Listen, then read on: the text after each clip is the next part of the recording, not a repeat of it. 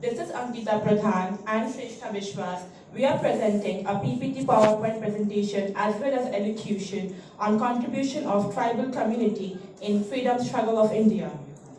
A tribe is a group of people who live and work together in a shared geographical area. It has a common culture, dialect, and religion. They also have a strong sense of unity. The tribe is usually headed by a chief. They are basically found in the underdeveloped countries or areas where they are deprived from the mainstream community. So, India here standing at 75, let's not forget our tribal freedom fighters.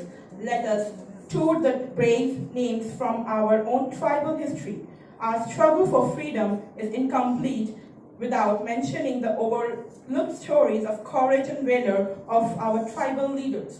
Among hundreds of such leaders, I'm going to talk about a few of them. So let's start with Birsa Munda, whose birth anniversary was observed yesterday.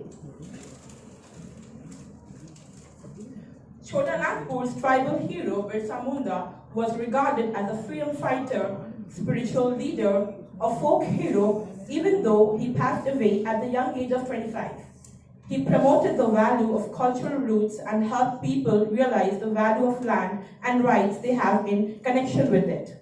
He understood that the British wanted to plunder the farms, drive them into abject poverty, and force them into slavery. He spearheaded an uprising against the British in order to protect the forcible seizure of land.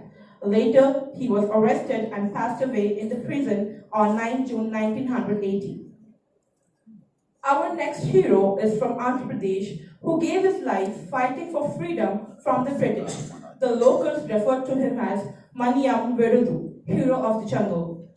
He was none other than Alidu Sita Ramaraju. He helped the tribesmen to stand united against the British and taught them guerrilla tactics, so they could defend themselves as well as engage the English troops.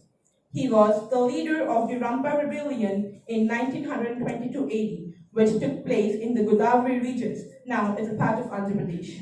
The British intended to utilize the land in these regions as business purposes, despite of the fact that it was deeply populated by the indigenous inhabitants.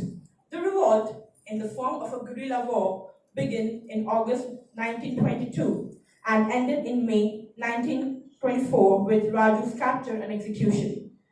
Another mention was